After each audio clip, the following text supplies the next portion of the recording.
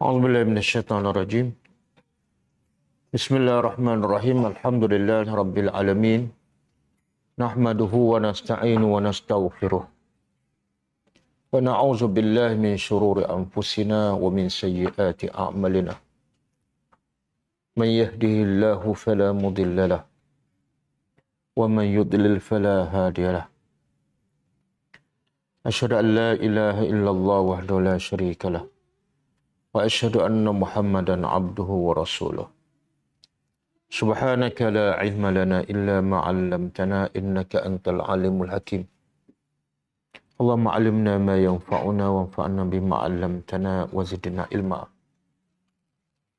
Allahumma ati anfusana taqwaha wa zakkiha anta khairu man zakkaha. Anta waliyuha wa maulaha. Rabbi yassir wa la tu'assir, Rabbi tammi bil khair amma ba'du.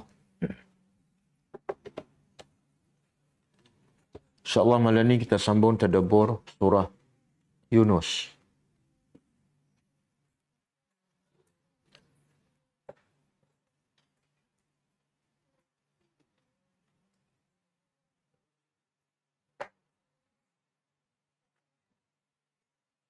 Ayat 99. Sebelum tu kita tengok pengajaran ayat yang lepas. Ayat 96. Kan? A'udzubillahi minasyaitonirrajim. Ayat 96. Innal ladzina haqqat 'alaihim kalimatu rabbika la yu'minun. Sesungguhnya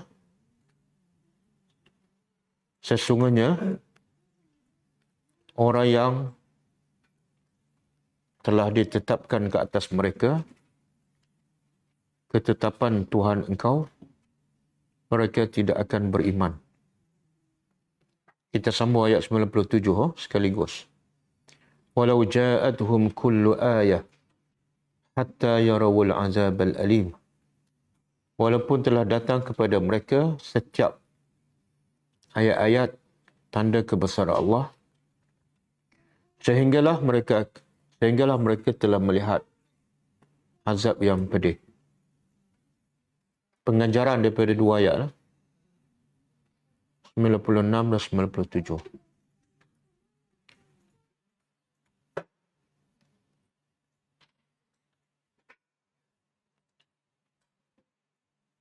Pertama,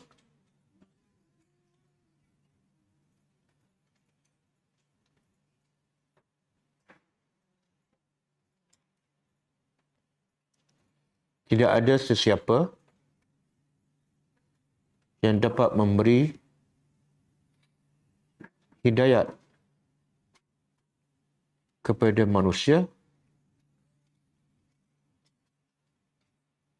yang telah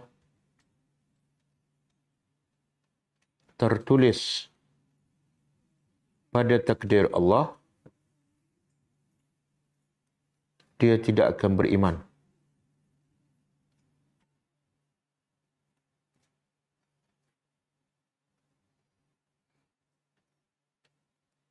Walaupun telah datang kepadanya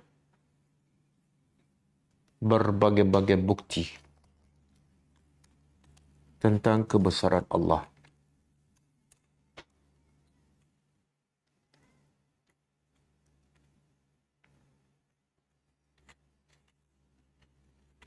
Yang kedua,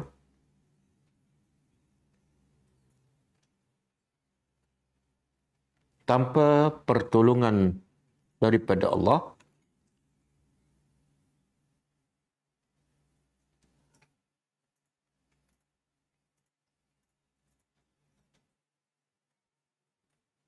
semua bukti-bukti tentang kebesaran Allah adalah sia-sia dan tidak memberi apa-apa faedah.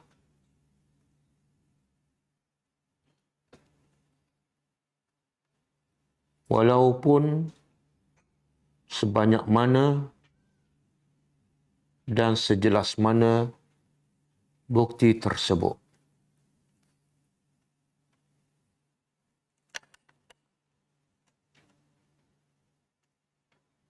Yang ketiga,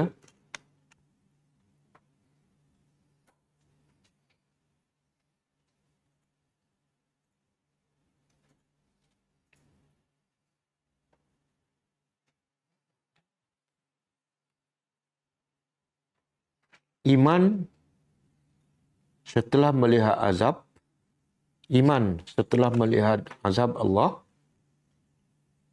adalah sia-sia.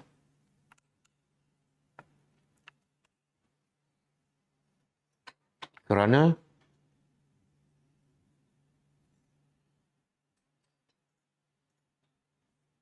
sifat iman yang sebenar ialah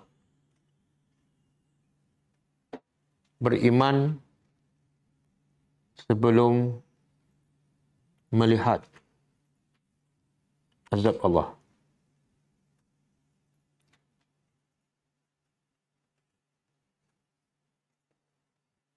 Ayat 98.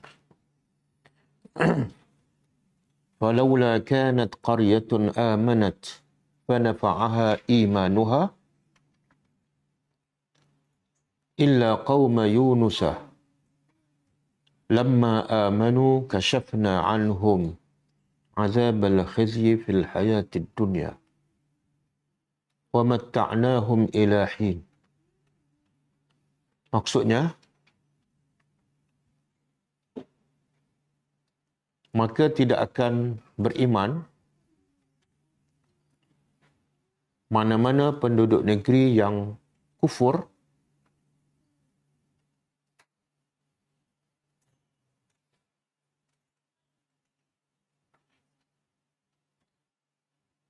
ketika mereka melihat azab Allah.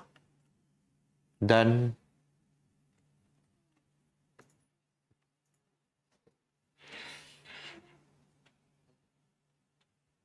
kecuali kaum Nabi Yunus AS, tatkala mereka telah beriman, lalu kami angkat daripada mereka azab yang hina dalam kehidupan dunia. Dan kami memberi kesenangan pada mereka sehingga satu tempoh. Pengejarannya,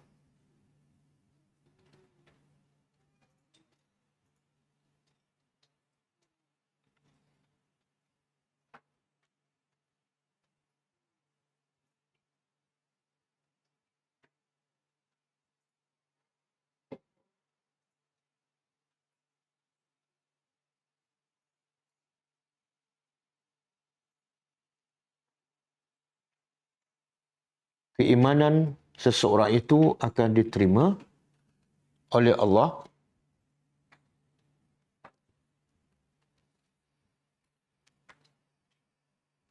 sehinggalah saat nyawanya sampai ke halkum. Maka ketika itu taubatnya tidak akan diterima.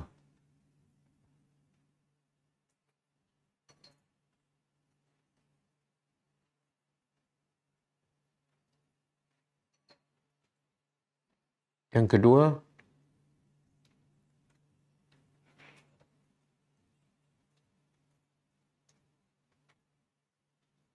ayat ini menggalakkan manusia agar sentiasa segera bertaubat kepada Allah.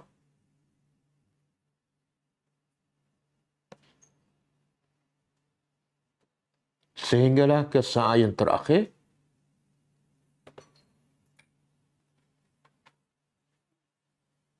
sebelum nyawa sampai ke halkum.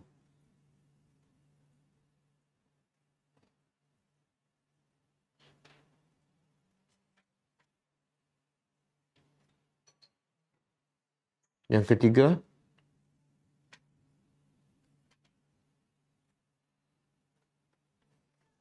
sesiapa yang taubatnya diterima oleh Allah semasa kehidupan di dunia,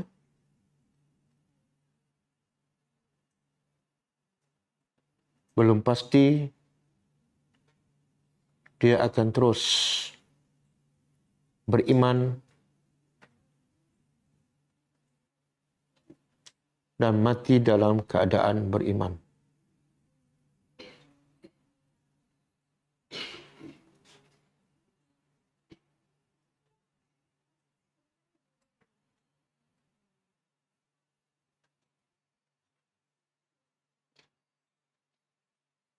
Yang keempat,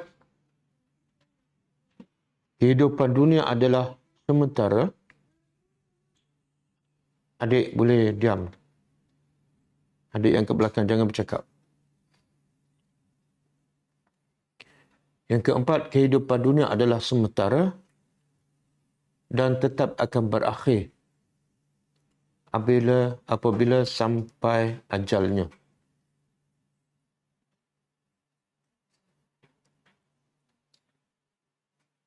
Maka rebutlah peluang sebaiknya untuk memperbanyakkan amal soleh sebagai bekalan untuk kehidupan yang kekal abadi.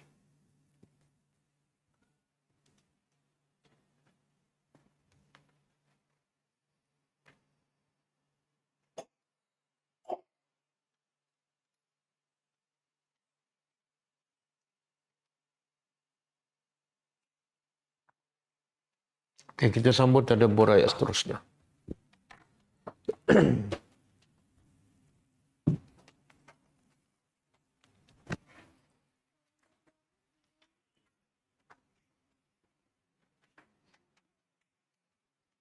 Okey. Ayat malam ni ayat 99 kaitan dengan ayat yang lepas. Kalau ayat yang lepas, ada yang bila mereka bertaubat di saat yang terakhir, Allah tidak terima taubatnya. Seperti Fir'aun dan kaumnya.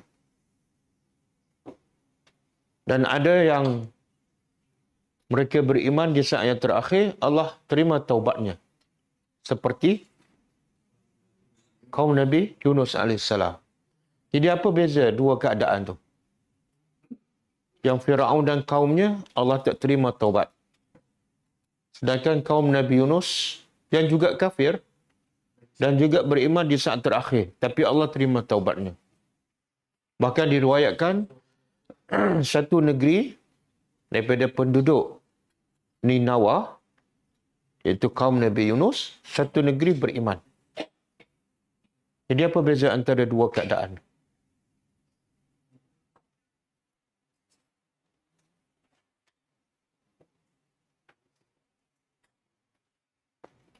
Apa dia?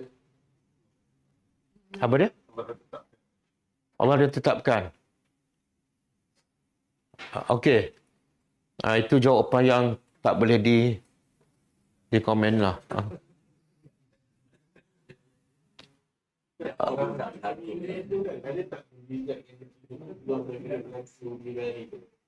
Tak ada.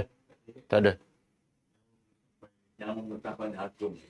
Jawapan yang paling tepat, kaum Nabi Yunus beriman sebelum nyawa sampai ke halqum. Fir'aun dan kaumnya bertaubat setelah nyawa sampai ke halqum. Tapi persoalan, adakah dua-dua kumpulan ini telah melihat azab Allah? Ulama beza pendapat. Adapun Fir'aun dengan kaum dia, memang jelas mereka dah nampak azab Allah, iaitu mereka dalam kelemasan. Betul-betul dalam azab Allah. Bukan setakat melihat, tapi merasai. Adapun kaum Nabi Yunus AS, ulama berbeza pendapat. Ada mengatakan mereka belum melihat azab Allah. Tapi mereka hanya melihat tanda-tanda azab Allah. Apa tanda-tandanya? Nabi Yunus dah keluar daripada tempat itu. Dan ada juga ulama mengatakan ada tanda-tanda di langit mereka nampak. Tapi belum turun azab. Tanda-tanda. Termasuklah keadaan ketika itu sangat panas. Itu tanda-tanda tapi belum azab. Okey. Jadi ayat malam ni, bila ada yang mereka beriman, walaupun saat terakhir, maka Nabi kita SAW lagi tamak untuk melihat kalau boleh semua umatnya beriman. Itu sifat Nabi kita SAW. Nabi fikir aku nak semua beriman tanpa terkecuali. Maka ayat ini Allah macam menegur sedikit Nabi kita sallallahu alaihi wasallam. Kita tengok maksudnya. A'udzubillahi minasyaitonirrajim. Walau syaa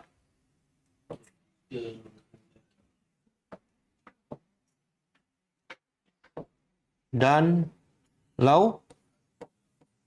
jikalau syaa, kalau Rabbuka, Tuhan engkau,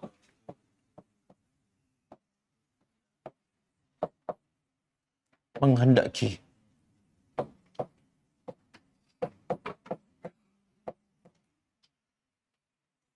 Kalau Tuhan engkau menghendaki, kalau Tuhan nak, apa akan berlaku? La'amana.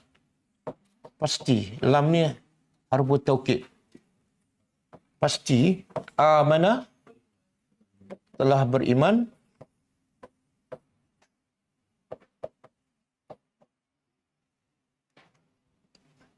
Man. Siapa? Fil ardi. Di bumi. Kulluhum. Kulluhum.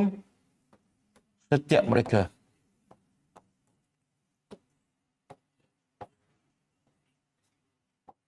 Jami'an. Apa beza kulluhum dengan jami'an? Kalau kita terjemah kulluhum, kita terjemah semua. Kalau jami'an nak terjemah apa? Ha? Oh, tidak ada yang tertinggal. Yang kulluhum semua ni ada yang tertinggal. Apa dia? Keseluruhan. Kalau kulluhum bukan keseluruhan. Habis nak terjemah apa ni kulluhum? Yang mana sekaligus? Dia beza sikit lah. Kulluhum ni menunjukkan setiap seorang. Tapi jami'an menunjukkan setiap orang dan sekaligus. Beza? Kulluhum semua tapi tak mestinya sekaligus. Kalau tambah dengan jami'an, semua dan sekaligus.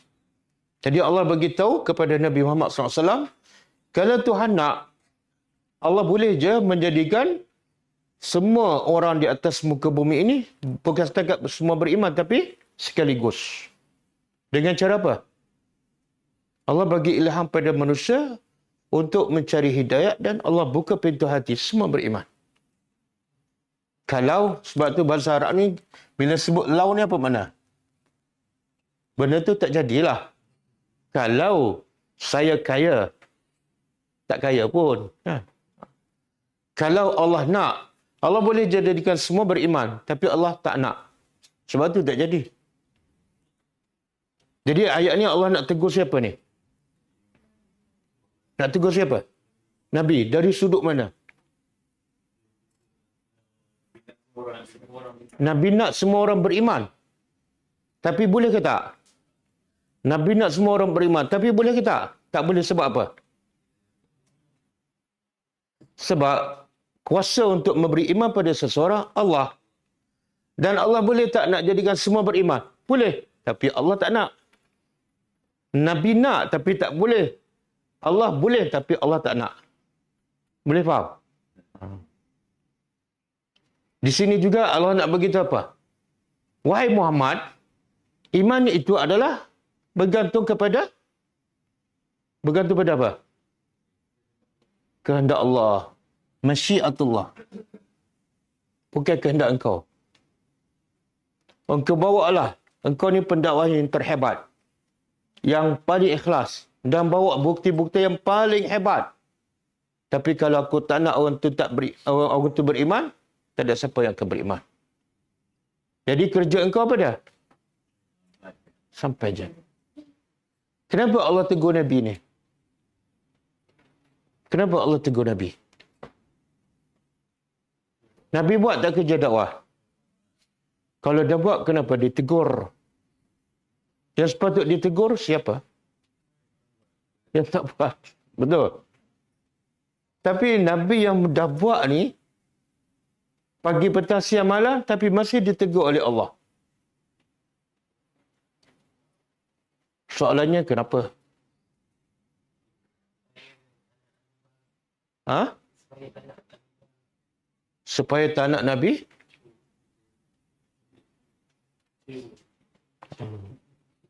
Okey, kita tengok apa yang Nabi buat sehingga ditegur oleh Allah Subhanahu Wa Taala. Cuba buka surah At-Taubah ayat 128.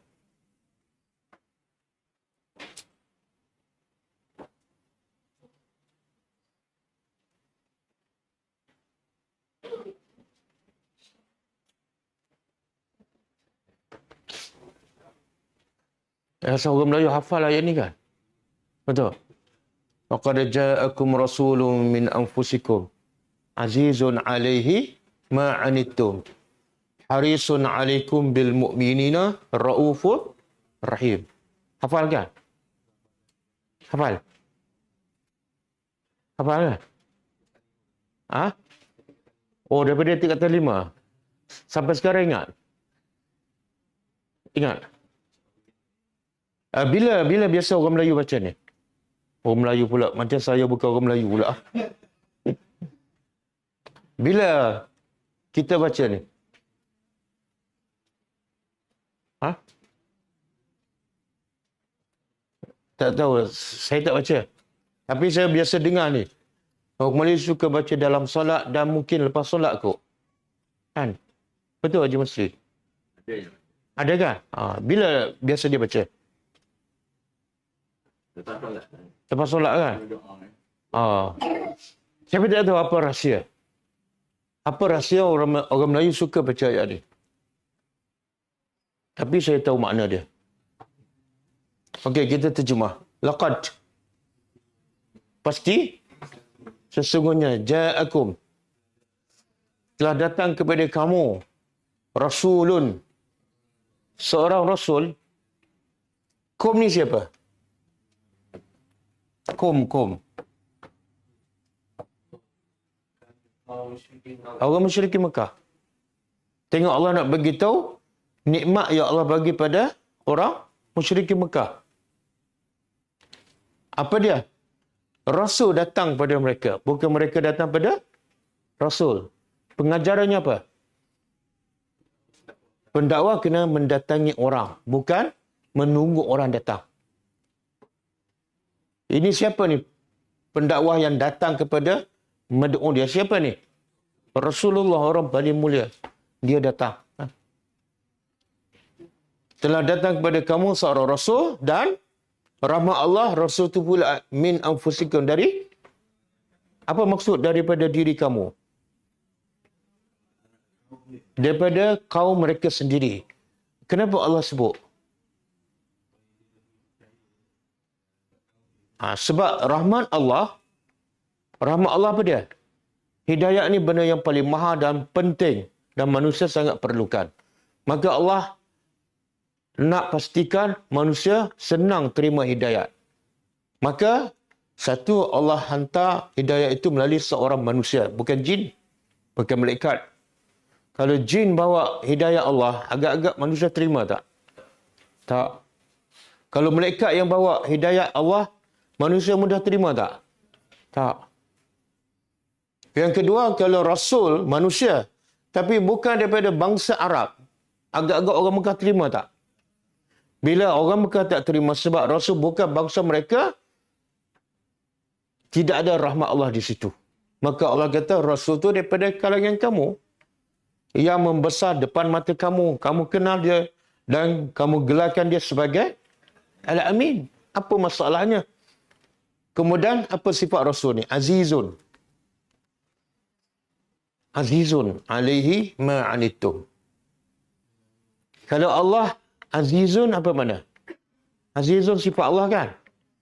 Jadi kalau sifat kepada Allah, makna dia berbeza. Kalau Azizun pada manusia, berbeza.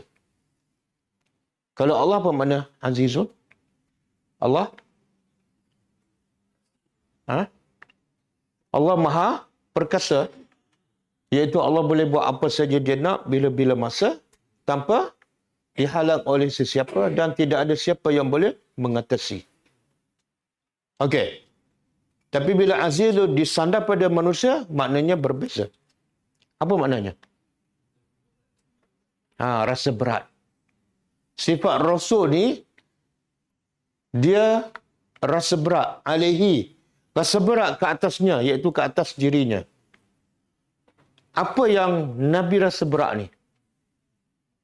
Cuba ambil pengajaran.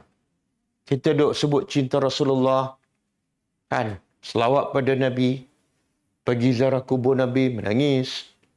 Lepas tu berebut pula nak solat di Raudah. Kan? Berebut.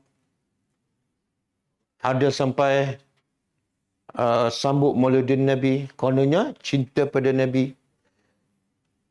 Dulu sekali setahun, sekarang setiap bulan.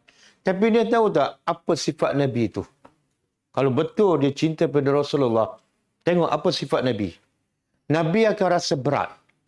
Apa yang memberatkan Nabi? Ma'anitum. Apa yang menyusahkan kamu?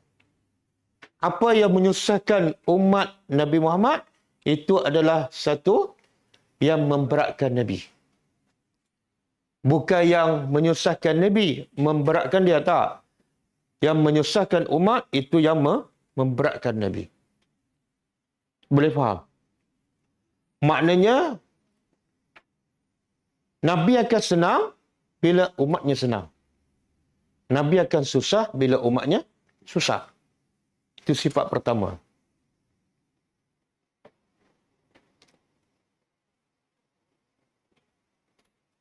Okey. Yang umat dia susah ni apa dia? Yang Nabi akan rasa berat bila melihat umatnya susah. Susah dari sudut apa? Miskin? Lapar? Rumah bocor? Gaji tak cukup? Apa yang menyusahkan Nabi bila melihat umatnya susah? Apa dia? Bila tak beriman. Soal umat dia miskin, soal umat dia tak cukup makan, bukan masalah besar kepada Nabi. Sebab Nabi sendiri pun miskin. Nabi sendiri pun sentiasa lapar. Bahkan dalam satu peperangan pun, Nabi berperang dalam keadaan lapar, ikat perut. Habis yang menyusahkan Nabi apa dia? Bila melihat umatnya tak beriman. Kenapa? Sebab bila umatnya tak beriman, dia akan susah sampai bila? Sampai ke akhirat. Tapi kalau setakat miskin, lapar, dia susah sekejap je.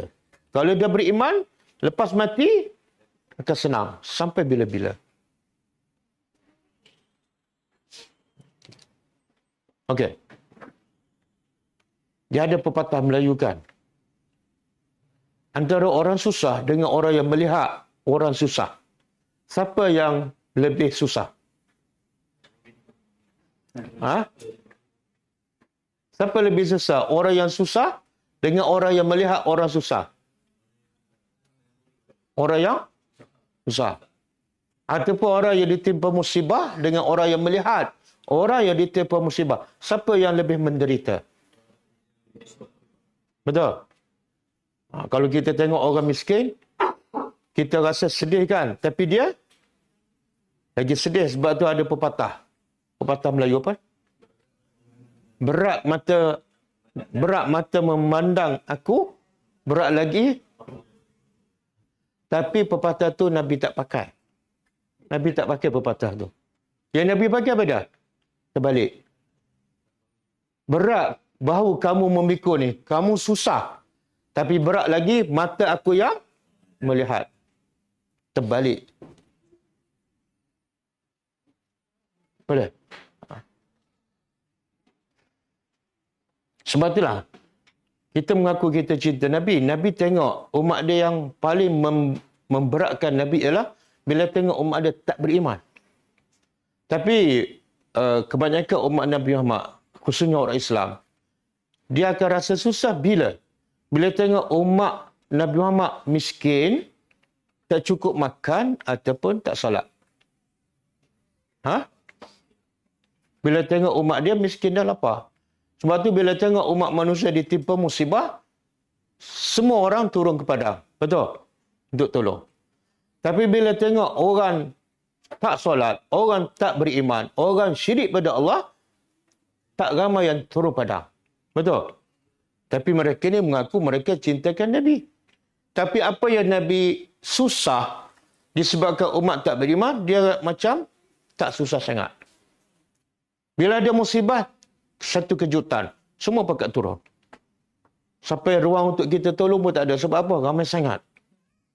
Tapi bila nak bagi ilmu, nak bagi kesedaran, nak selamatkan manusia daripada syirik, tak cukup orang pula. Betul? Jadi kalau betul kita cinta pada Rasulullah, buatlah apa yang Nabi buat. Itu makna cinta.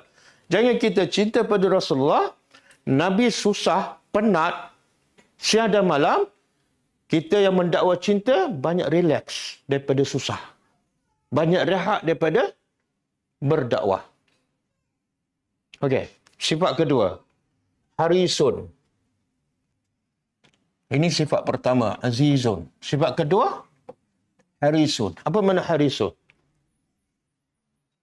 Nabi tamak. Harisun ni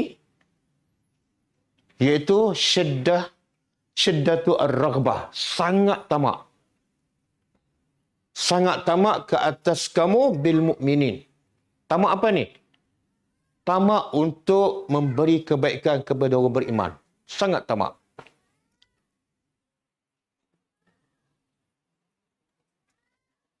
Kita biasa apa yang kita tamak? Yang kita tamak dalam kehidupan. Yang kita tamak ialah harta. Harta tu untuk siapa? Untuk kita. Tapi yang Nabi tamak ialah nak paling banyak bagi kebaikan pada umat dia. Sebab tu Nabi tak cukup rehat. Sebab apa? Sibuk. Terlalu banyak masa Nabi dihabiskan untuk bagi kebaikan pada orang. Ini makna harisun. Sangat tamak, sangat bersungguh-sungguh untuk bagi kebaikan kepada orang beriman. Dua. Yang ketiga, raufun. Ini bil mukminin raufur rahim. Rauf. Yang ketiga. Yang keempat, rahimun.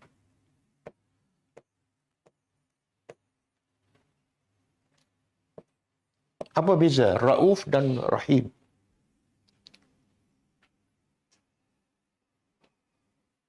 Apa beza?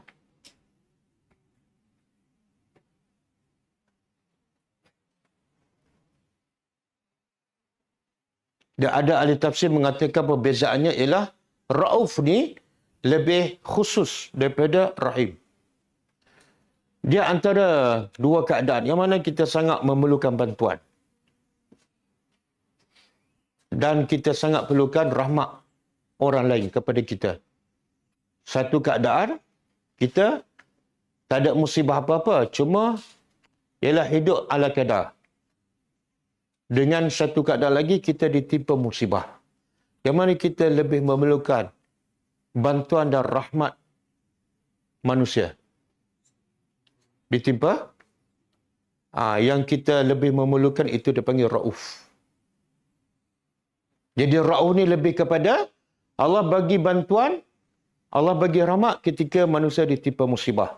Sebab ketika itu manusia lagi memerlukan. Adapun rahim, Allah bagi bantuan dalam keadaan manusia senang, tapi Allah tambah lagi rahmatnya.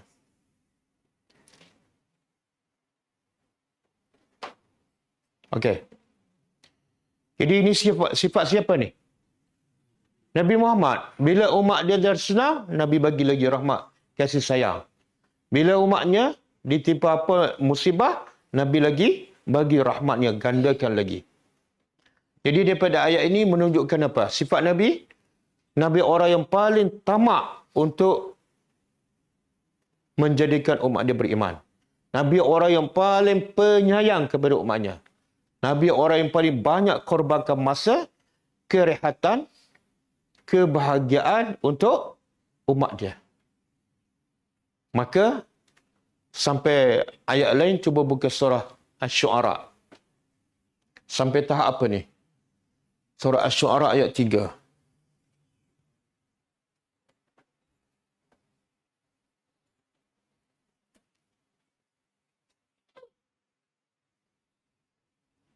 Okey. Cuba terjemah. La'allaka bakhi'un nafsaka. Apa makna la'allaka? Ha? Apa dia? Kuat sikit. Supaya kamu menjadi ataupun moga-moga ataupun kamu ni macam. Kamu ni boleh jadi macam bakhi'un. Bakhi'un makna muhlikun.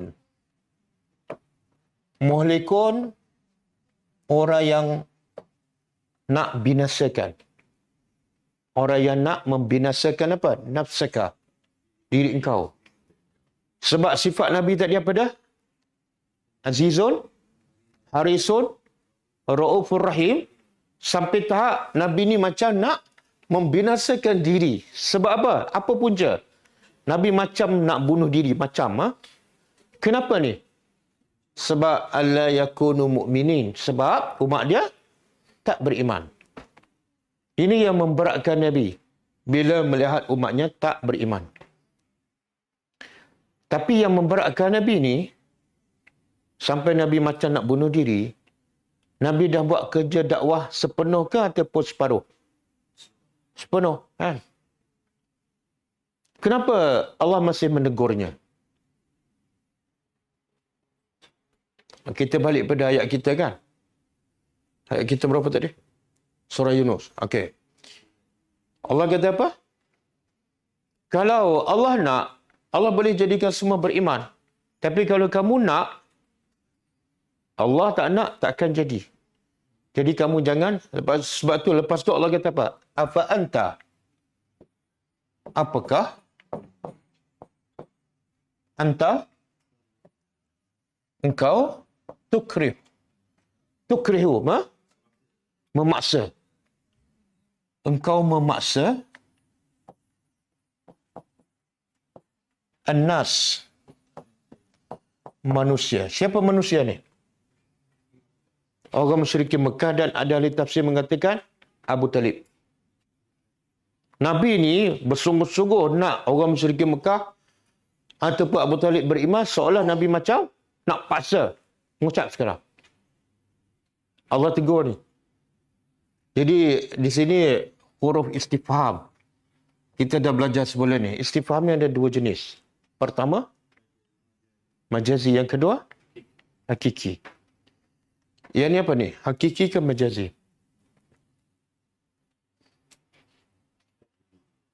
Baru satu soalan. Soalan kedua dah. Majazi ke hakiki? Apa beza majazi dengan hakiki? Hakiki betul-betul nak jawapan. Dah makan ke belum? Itu soalan hakiki. Bila nak pergi Mekah, itu soalan hakiki. Kalau majazi, bukan nak jawapan tapi nak. Sama ada nak perli, nak mencela, nak mengutuk, nak menegaskan. Anak kita balik pukul 12 malam. Kita pun buat soalan istifham. Pukul berapa dia sekarang? Soalan apa tu? Hakiki ke majazi? Kita dah tahu pukul berapa dan kita bukan nak jawapan, tapi kita nak beritahu apa? Kenapa balik lewat kan? Okey. Soalan ni sekarang, afa anta tukrihun nas? Adakah patut kamu paksa manusia hatta yakunu mu'minin sehingga mereka menjadi orang-orang yang beriman?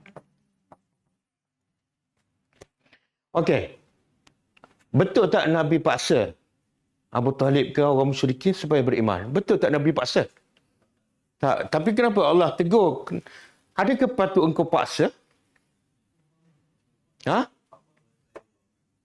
Perumpamaan macam mana tu? perbuatan Nabi, keinginan Nabi, usaha Nabi macam Nabi nak juga orang tu beriman. Seolah Nabi nak paksa. Sebab tu Nabi dakwah Abu Talib sampai saat yang terakhir. Maka ayat ni seolah Allah nak mengingkari perbuatan Nabi. Jangan paksa. Sebab iman terletak tergantung kepada masyiatullah. Kalau Allah tak nak, kamu paksa macam mana pun, tak jadi. Okey. Jadi sebenarnya kenapa Allah tegur Nabi? Sedangkan Nabi buat dah yang terbaik. Paling sempurna. Tidak ada satu pun waktu yang Nabi habis untuk berehat. Semua untuk umat dia. Itu pun kena tegur. Faham soalan? Kita kalau anak kita buat yang terbaik kan, semua yang kita nak dia buat. Kita tegur lagi tak? Kan kita puji. Kita puji kan? Kenapa Allah tegur Nabi? Bahkan dalam satu ayat, Allah kata, وَمَنْ كَفَرْ فَلَا يَحْزُنْ فَلَا يَحْزُنْكَ كُفْرُهُ. Surah Luqman, ayat 23. Cuba terjemah. Waman,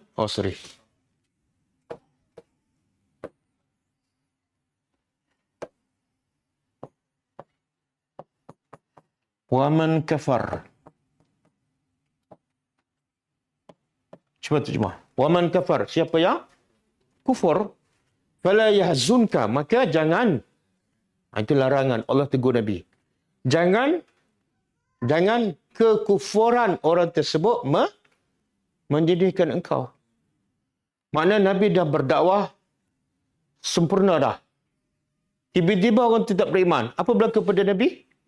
Sedih. Kalau ayat tadi, surah Asy-Syu'ara ayat 3. Nabi macam nak bunuh diri. Maka Allah tegur, jangan sedihlah. Bahasa kita, apa hal ni sedih-sedih ni? Faham tak? Jadi soalnya kenapa? Salah ke? Nabi sedih bila melihat orang beriman. Salah ke? Betul? Salah ke betul? Sebenarnya betul. Kalau betul kenapa Allah tegur? Allah kata jangan sedih. Apa dia? Berlebihan. Berlebihan apa ni?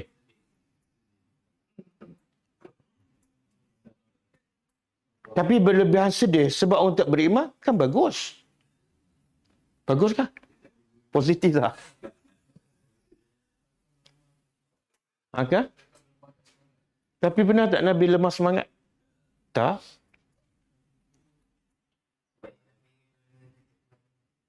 Supaya Nabi redha dengan? Benar tak Nabi tak redha dengan ketentuan Allah? Jangan buat fitnah pada Nabi.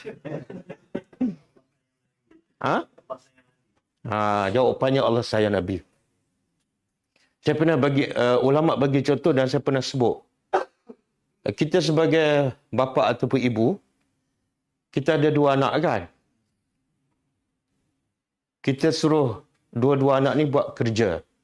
Satu, kemas dapur. Kemas tingkat bawah semua kan? Yang seorang lagi kita suruh kemas atas. Yang kemas atas tu tak buat kerja pun. Buat sikit tinggal. Yang bawah ni buat semua yang kita suruh dan dia kemas sampai keluar. Dua-dua kita tegur. Yang atas kita tegur sebab kita marah. Yang bawah kita tegur sebab kita sayang. Cukuplah tu. Faham tak? Faham. Jadi Allah nak tegur Nabi sebab apa? Sebab Nabi buat lebih daripada sepatutnya. Boleh faham? Kan Nabi kan kekasih Allah. Aku dah suruh kamu buat, kamu dah buat terbaik, kenapa nak sedih lagi? Betul kan? Jadi pengajaran untuk kita apa dia?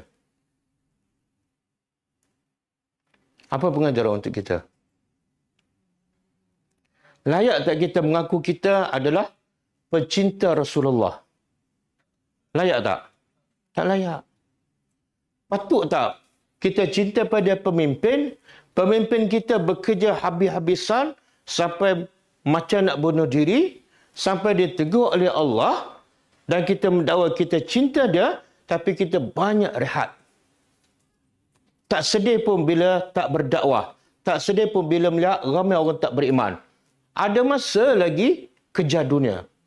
Kemudian kita yang paling kuat menyambut Maulid Rasul. Ada masa lagi nak sambut kerja dakwah? Patut tak? Patut antara pemimpin dengan orang bawah, siapa yang patut buat kerja lebih kuat? Sepatutnya. Logiknya lah. Ha? Kalau dalam realiti sekarang lah, antara pemimpin sekarang dengan orang bawah, siapa yang buat kerja kuat? Orang bawah, pemimpin relax kan? Mewah pula. Pemimpin buat kerja kuat bila? Satu musim. Pandai pun.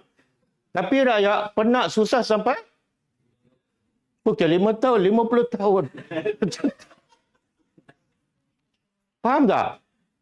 Tapi kita pula dengan pemimpin kita Rasulullah. Siapa yang paling kuat bekerja? Dan Nabi hidup mewah tak? Tak. Itu pun ditegur oleh Allah. Sebab Allah sayang.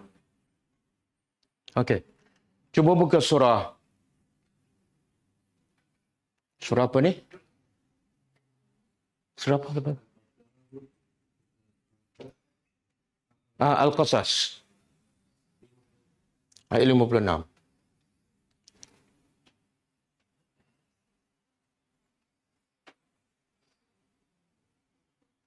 Okey. Ini pun ayat Allah menegur Nabi. Cuba kita terjemah. Innaka, sesungguhnya engkau la tahdi. Engkau tidak boleh memberi hidayah. Kepada siapa ni? Man ahbabta. Orang yang engkau cinta. Siapa orang yang paling Nabi cinta? Dan Nabi usaha sungguh-sungguh untuk beriman. Tapi tak beriman. Siapa? Abu Talib. Sampai tak Allah tegur, engkau tak boleh bagi hidayah pada Abu Talib. Walaupun kau cinta macam mana sekalipun. Sebab apa? Walakin Allah akan tetapi Allah yang memberi hidayah man yasha. Semua bergantung pada masyiatullah. Dan Allah kata wa huwa a'lamu bil muhtadin. Allah lebih tahu siapa yang layak dapat hidayah. Kerja kamu bagi, jangan pilih-pilih. Kerja kamu rahmatan lil alamin. Tapi Allah tahu siapa yang akan akhirnya dapat hidayah.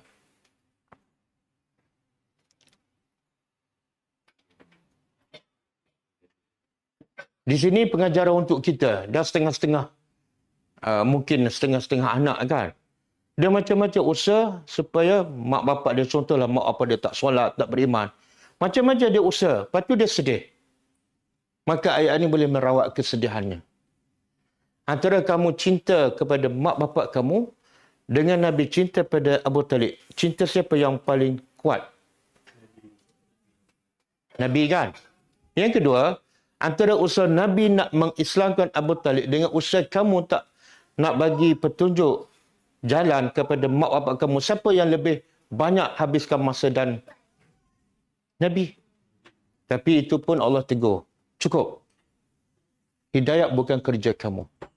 Jadi apa yang kita buat untuk mak bapak kita faham agama, solat, kita buat setakat yang mampu. Bila dia tak beriman, cukup. Jangan sedih. Jangan sedih.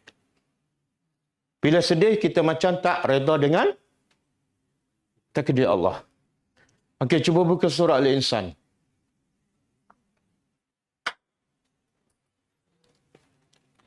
Ayat berapa?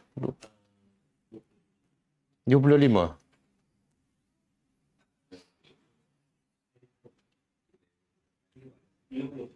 30.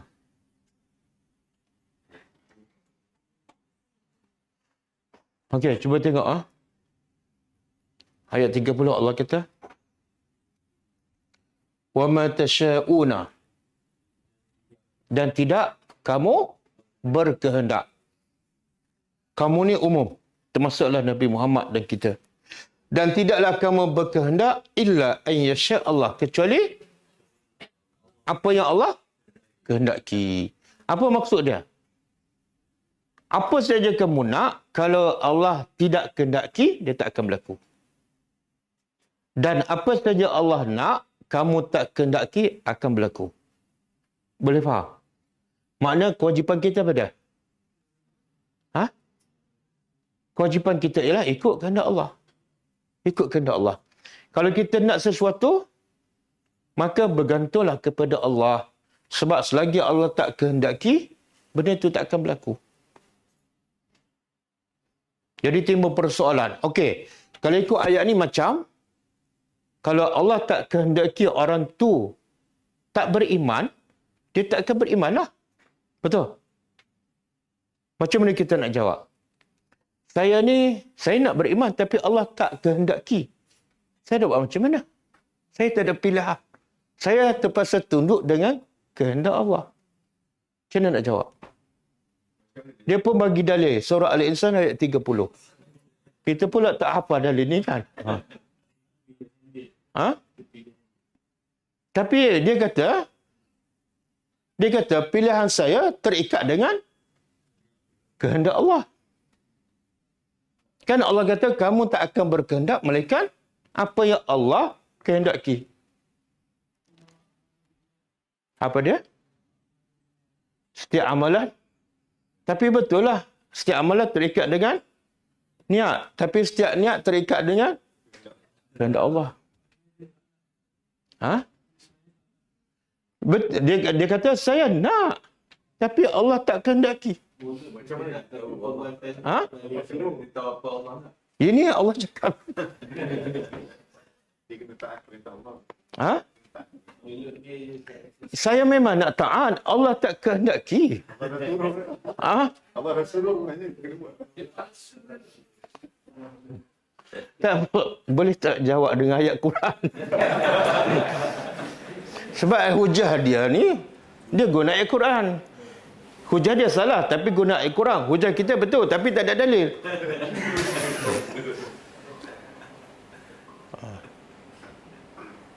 Apa dalilnya? Okey, dalilnya Allah sebut dalam surah Al-Kahfi. Patutlah tak jumpa. Ingat dalam surah Insan juga.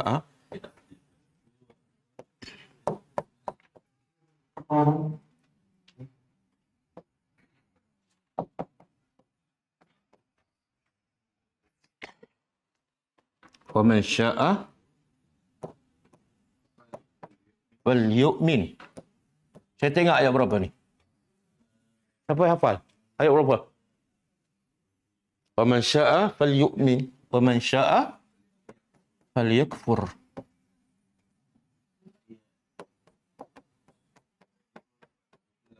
Ayat 28. 29. Sebelum ayat wa man syaa'a. Permulaan dia. Wa qulil haqq. Katalah al-haqq. Al-haqqu min rabbika.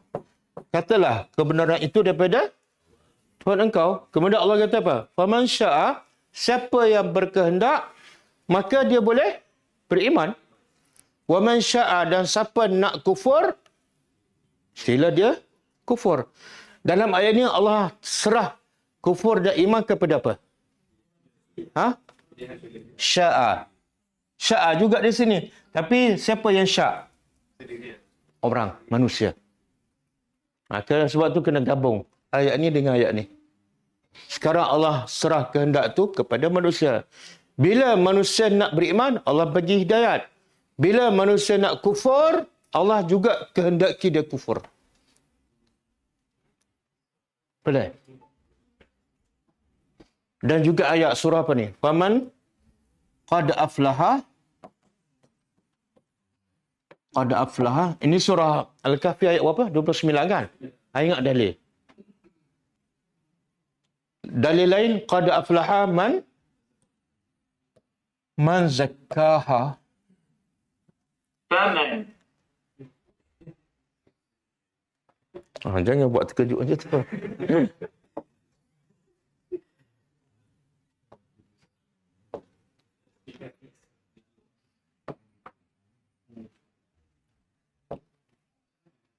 Qad aflaha man zakkaha wa qad khaba man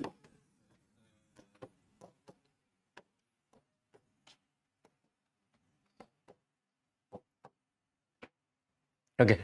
Cuba terjemah. Ni surah apa ni? Ha? Surah Al-Ala ke Asy-Syamsu? Asy-Syamsu ke Al-Lail? Ha?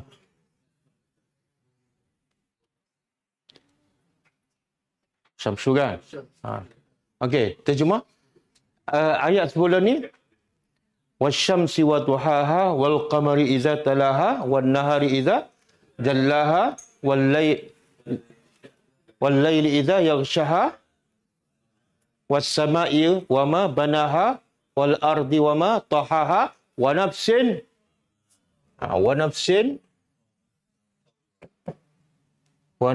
wa ma sawaha. Lepas tu baru qad aflaha kan? Okey. Fa'alhamaha. Sorry. Fa'alhamaha. Keluarkan ayat je. Mak dah.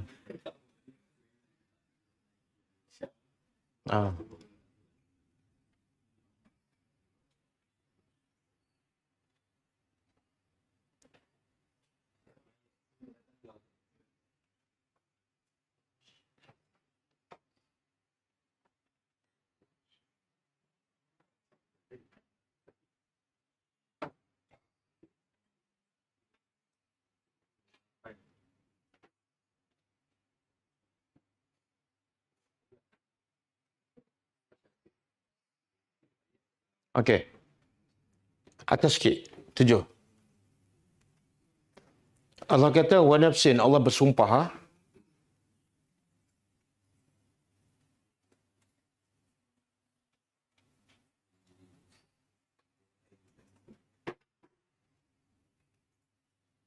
Okey. Allah bersumpah daripada awal ayat kan demi matahari.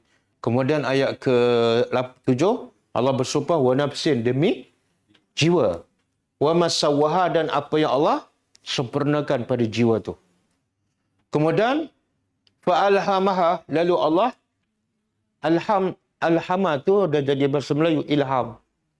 Lalu Allah ilhamkan kepada jiwa tu fujur yang jahat, wa taqwa dan jadi dalam fitrah manusia ada kejahatan, ada yang takwa.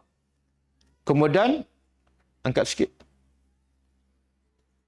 Qad aflaha man zakkaha, sesungguhnya telah berjayalah, telah beruntunglah. Siapa? Siapa ni? Yang orang yang mensucikan jiwanya daripada syirik, riak, sifat-sifat yang tak baik. Sekarang Allah letak kejayaan bergantung pada siapa? Orang. Kalau kamu bersihkan jiwa, berjayalah kamu. Tapi kamu bersihkan jiwa pun masih terikat dengan kehendak Allah. Kamu nak, Allah bagi. Wa qad khaba man, dan sesungguhnya telah rugilah, telah celakalah orang yang mengotorkan jiwanya. Tengok benda haram, makan benda haram, cakap benda sia-sia, sengaja mengotorkan jiwa, khaba, rugilah dia. Okey. Dan satu lagi. Surah Saf, ayat yang kelima. Ini saya nak ambil ayat pendek je. Falamma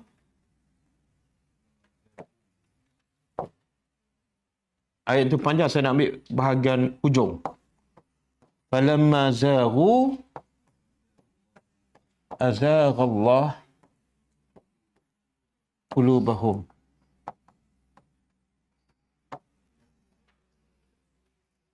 Cuba terjemah. Falamma, maka tatkala zaghu, mereka berpaling daripada apa? Kebenaran. Maka tatkala manusia, mereka itu Bani Israel. Di sini maksud Bani Israel. Maka tatkala Bani Israel telah berpaling daripada kebenaran, setelah kebenaran datang pada mereka, tapi mereka tolak.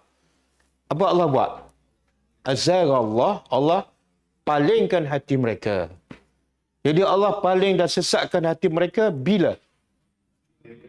Bila mereka sendiri memilih untuk sesat. Boleh faham? Jadi kehendak Allah tapi bergantung kepada pilihan manusia. Okey. Boleh? Jadi kalau orang tanya, sebab itulah ada kisah kan berlaku pada zaman Umar Ibn Khattab radhiyallahu anhu. Ada seorang pencuri. Dia kata, saya ditakdirkan, bila dia tanya kenapa kamu mencuri? Saya ditakdirkan mencuri. Nak buat macam mana? Allah takdirkan. Umar jawab apa? Apa dia? Umar hukum dia dua hukuman. Satu, hukuman mencuri. Yang kedua, hukuman lebih besar daripada dosa mencuri, iaitu menyalahkan takdir. Sebenarnya mencuri itu pilihan kamu. Ada siapa paksa kamu keluar pergi mencuri? Tak ada kan? Mana itu pilihan kamu. Jadi bila pilihan kamu, kemudian kamu salahkan takdir, itu dosa lagi besar. Ni yang tak belajar, tak ada buat Al-Quran. Dia kata, saya memang nak belajar tapi ditakdirkan saya tak boleh belajar. Nak jawab apa? Kita bagi penampas biji. Lepas tu dia kata, kenapa awak tampar saya? Saya ditakdirkan tampar awak. Dia tak boleh balas.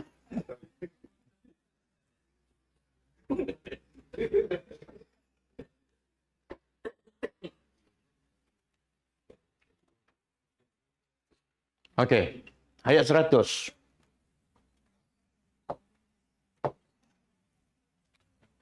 Wa ma kana, dan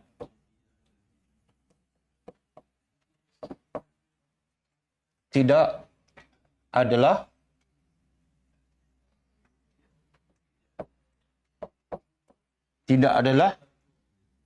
linafsin bagi setiap jiwa an tu'mina, dia ke engkau. Dia ke engkau. Siapa belajar bahasa Arab? Ustaz, saya tak boleh jawab sebab 3 minggu cuti kelas bahasa Arab kan. Okey, tak apalah, ada alasan. Dia, tu'minu ni balik kepada dia. Tapi kenapa tak? Sebab balik pada nafsun. Nafsun dalam bahasa Arab dipanggil perkataan mu'annas. Bila mu'annas tak. Jadi untuk ia, iaitu jiwa beriman. Illa kecuali dengan izin. Izin di sini maksudnya sama tadi, iaitu dengan kehendak Allah.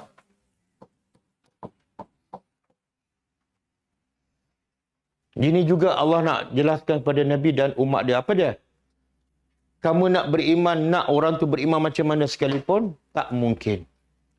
Tidak mungkin sesuatu jiwa beriman kecuali dengan izin Allah. Jadi kalau Allah kata, Allah letak syarat, seseorang tak mungkin beriman mereka dengan izin Allah. Apa patut kita buat?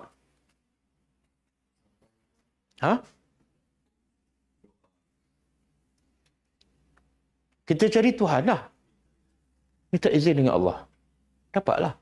Jangan minta dengan Tok Guru. Tok Guru, boleh tak jadikan saya beriman? Tak boleh.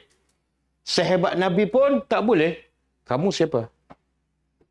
Jadi sebenarnya Allah nak beritahu, kalau dengan izin aku, carilah aku. Jangan cari manusia. Kemudian Allah kata, وَيَجْعَلُ الرِّجْسَ. Dan dia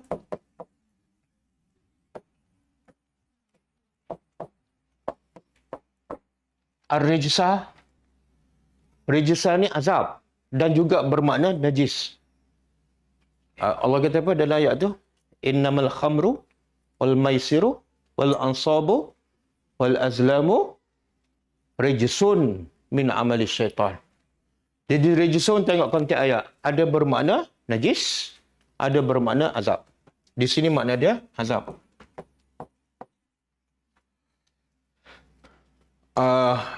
dia iaitu Allah menjadikan azab alal lazina ke atas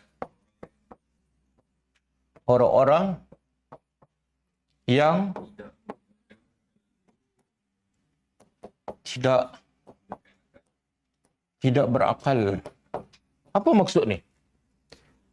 Jadi Allah jadikan azab untuk orang yang tak berakal. Apa maksud? Siapa yang tak berakal? Makna Allah nak beritahu siapa la yaqilu, makna orang yang tidak faham agama. Dia tak guna akal, maka dia tak akan faham. Maka kesudahan orang yang tak faham agama ialah azab Allah. Sebab tu Allah sebut dalam surah Al-A'raf ayat 179. Cuba buka. Surah Al-A'raf 179.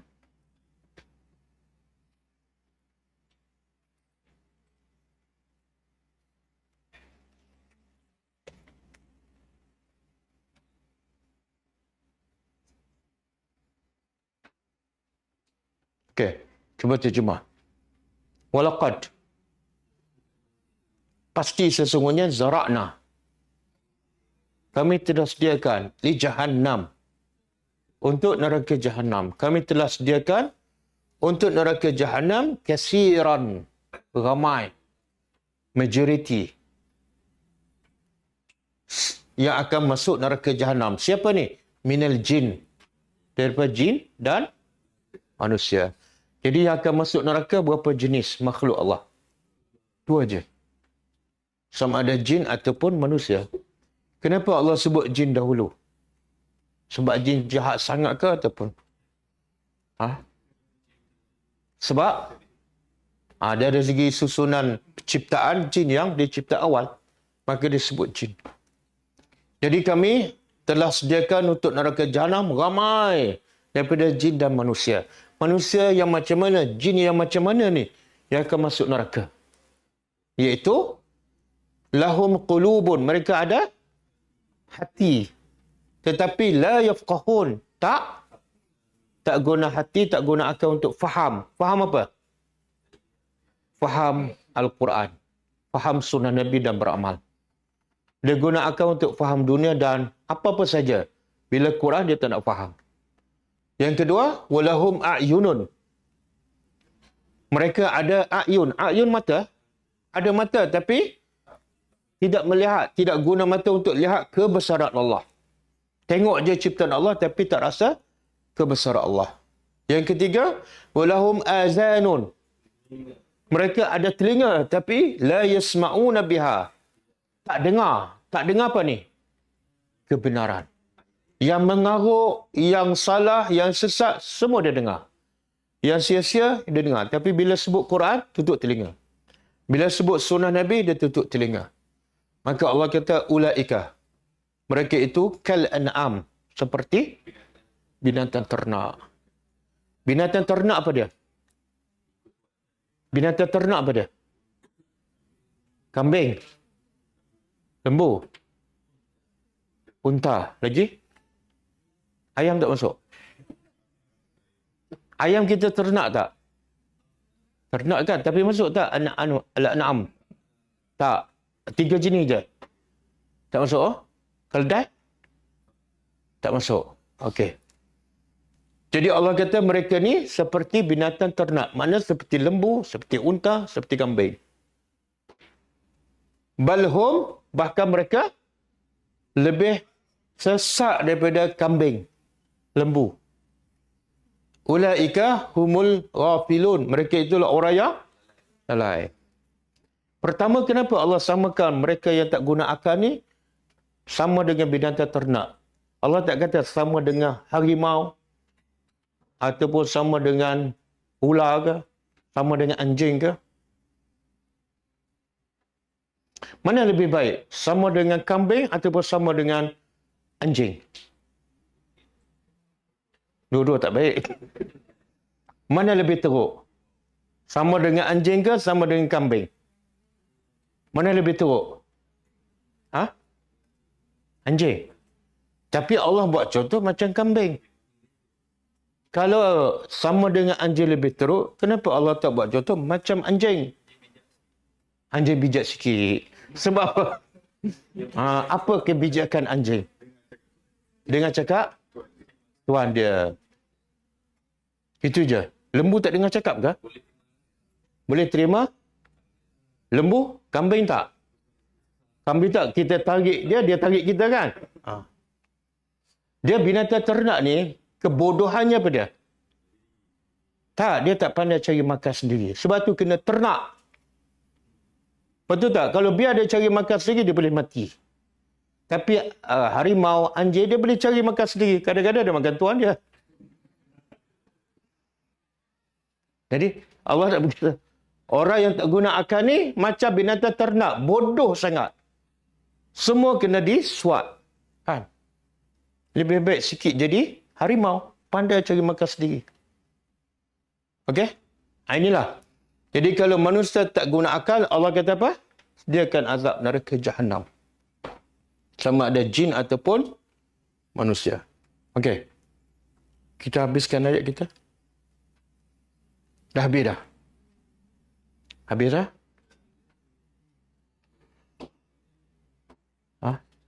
Okey. Sekarang, punca manusia diazab, kalau ikut ayat ni apa dia? Punca manusia diazab. Tak berakal. Bukan miskin. Bukan duduk kawasan pedalaman. Tak guna akal. Sebab itulah. Okey, pasal hidayah ni, Abu Talib, bangsa Arab, mulia. Banyak jasa daripada Islam. Betul kan? Dan Nabi nak sangat dia beriman. Tapi dia tak beriman sampai akhir. Tapi orang Yahudi, budak Yahudi kan, bila Nabi ajar dia mengucap, berapa lama dia ambil masa untuk beriman? Antara Abu Talib dengan budak Yahudi, siapa pendakwahnya? Orang yang sama, Rasulullah. Tapi Abu Talib tak beriman. Budak Yahudi, kenapa? Sebab Allah nak budak Yahudi beriman. Allah tak nak Abu Talib beriman. Sebab Abu Talib sombong. Sombong adalah penghalang paling besar manusia daripada beriman. Termasuklah saya nak bagi tahu, yang tak nak faham Al-Quran adalah jenis manusia yang sombong. Sombong dengan siapa? Dengan Allah. Baca tapi tak nak faham, sombong. Jadi bila sombong, takut-takut sampai ke sudah Allah tak bagi peluang untuk faham ayatnya. Wallahu a'lam.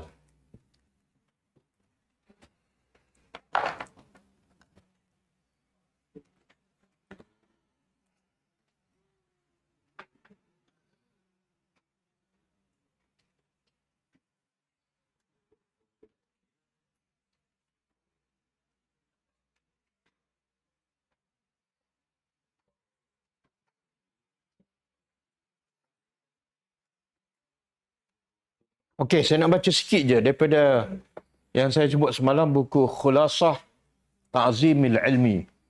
Kesimpulan memuliakan ilmu. Yang siapa nak menjadi manusia hebat, dia kena berilmu. Dan siapa nak berilmu, dia kena ada syarat-syarat yang akan disebut oleh penulis buku ni. Okey, dia kata syarat pertama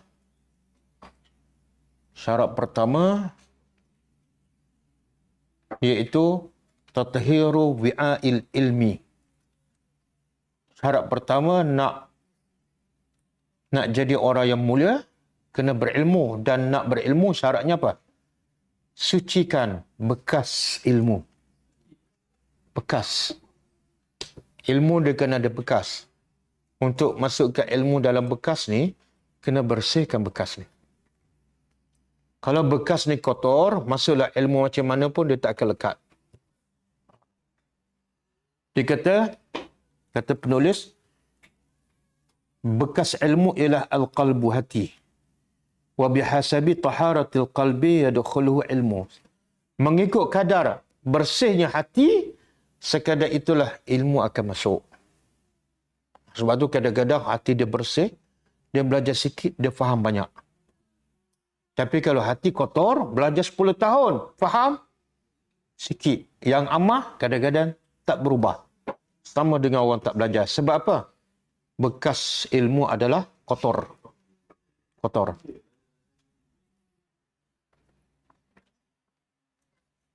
Itu kata ulama, kalau kamu nak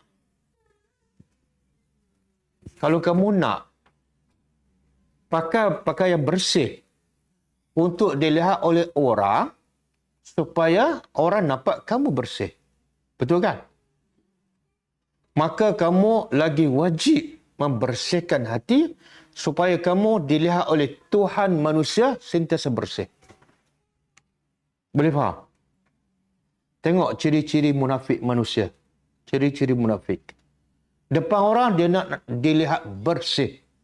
Tak ada dia pakai baju kotor depan orang. Tapi depan Allah hatinya penuh dengan kekotoran. Itu sifat munafik. Hidup untuk manusia bukan untuk Tuhan manusia.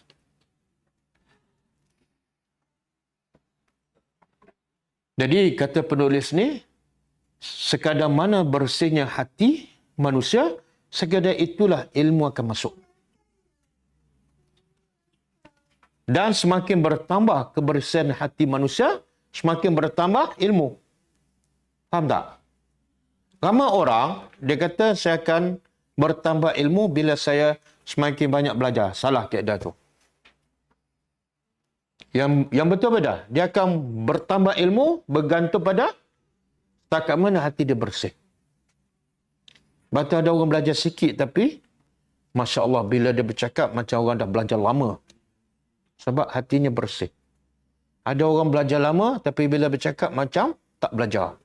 Sebab hatinya kotor. Kemudian kata penulis lagi, faman arada hiyazatul ilmi. Siapa yang betul-betul nak memiliki ilmu, falyuzayyin batinahu. Maka hiasilah batinnya, bukan hiasi zahir. Bersihkan hatinya daripada najis. Najis yang mengotorkan hati. Apa dia najis yang mengotorkan hati?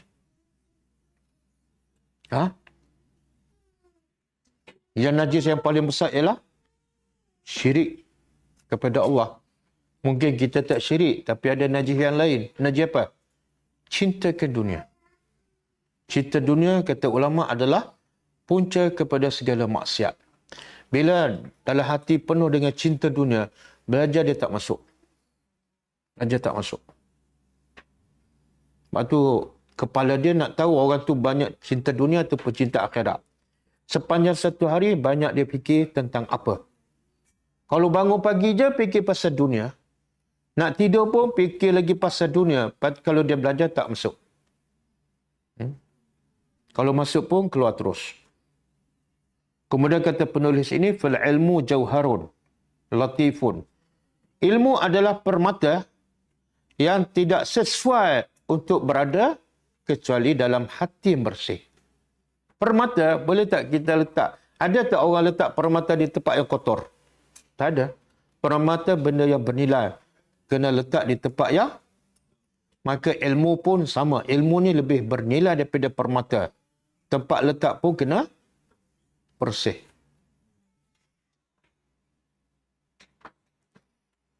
Okey, kata penulis lagi, membersihkan hati daripada dua benda yang besar. Bersihkan hati mesti bersih daripada dua benda yang besar.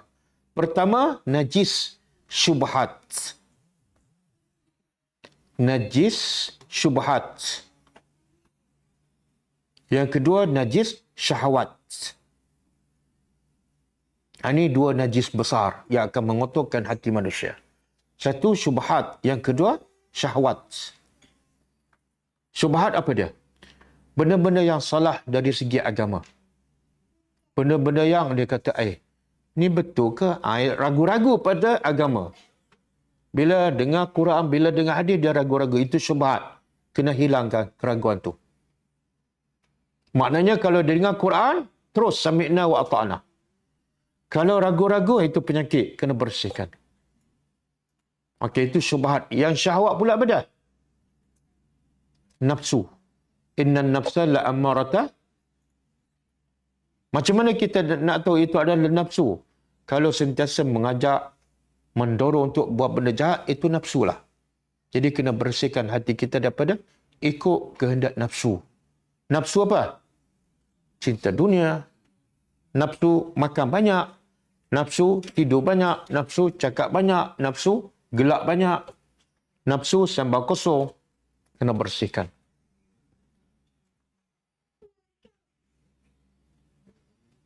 Kemudian dia bawa satu hadis sahih. Hadis sahih daripada Nabi SAW. Hadis ini biasa kita dengar. Inna Allah la yanzuru ila suwarikum walakin yanzuru ila qulubikum wa a'malikum. Dengar kata Nabi kita SAW. Sesungguhnya Allah tak lihat pada suwarikum. Apa dah suwarikum? Gambaran luaran kamu. Allah tak lihat. Allah tak pandang. Wa amwalikum, dan harta kamu. Allah tak pandang. Yang kamu dah bermati-mati cari harta, nak kumpul, nak banyakkan, Allah tak pandang. Walakin akan tetapi, kata Nabi, Allah pandang pada yang kat dalam tu, hati kamu. Kamu ni sebenarnya cinta Allah ke? Cinta akhirat ke? Cinta manusia ke? Cinta dunia. Yang kedua, Allah pandang pada amalan kamu. Selari tak dengan sunnah Nabi? Banyak manusia habiskan masa pada perkara yang Allah tak nilai pun. Buang masa je. Kan? Pagi, petang, siang, malam. Tengok-tengok di akhirat Allah tak cek langsung yang kita duk kejar tu. Yang Allah cek yang kita tak kisah. Okey. Akhirnya kata penulis ni, siapa yang menyucikan hatinya, siapa yang sucikan hatinya, ilmu masuk. Ilmu masuk. Dan siapa yang tidak sucikan hatinya daripada dua najis tu, ilmu masuk keluar balik. Ataupun tak akan masuk-masuk. Kita sendiri boleh nilai. Berapa banyak kita belajar, berapa banyak yang masuk. Berapa banyak yang lekat. Berapa banyak yang kita faham, berapa banyak yang kita amal. Kita boleh nilai sendiri. Semua tu bergantung pada hati. Setakat mana hati kita bersih. Dan last kali, kata Sahal bin Abdullah. Sahal bin Abdullah ni tabi'in. Dengar. Haramun ala qalbin an yadkhulahu an-nur. Wa fihi syai'un mimma yakrahu Allah azza wa jalla. Kata Sahal bin Abdullah, haram ilmu masuk dalam hati sekiranya dalam hati ada sesuatu yang Allah tak suka. Boleh faham? Saya ulang. Haram ilmu masuk dalam hati seseorang kalau dalam hati seseorang ada sesuatu yang Allah tak suka. Mana dia cinta dunia. Allah tak suka, ilmu tak masuk. Sebab tu kadang-kadang, bukan kadang-kadang lah, orang yang cinta dunia langsung tak minat pada belajar. Sebab apa? Ilmu tak minat pun pada dia. Dia tak masuk. Jadi cuba muhasabah diri kita, berapa banyak kita belajar, berapa banyak yang melekat. Kalau sikit melekat itu tanda apa tu? Hati kita masih kotor. Okay? InsyaAllah. Itu asas pertama untuk kita memuliakan ilmu, insyaAllah. Okey, kita jumpa lagi insyaAllah pada pagi besok dan malam besok insyaAllah. Kita tutup dengan membaca tasbih kafarah. Subhanakallahumma wa bihamdika asyhadu an la ilaha illa anta astaghfiruka wa atubu ilaik. Assalamualaikum warahmatullahi wabarakatuh. كتاب الله ترقى جنانه وتنى العظيم الأجر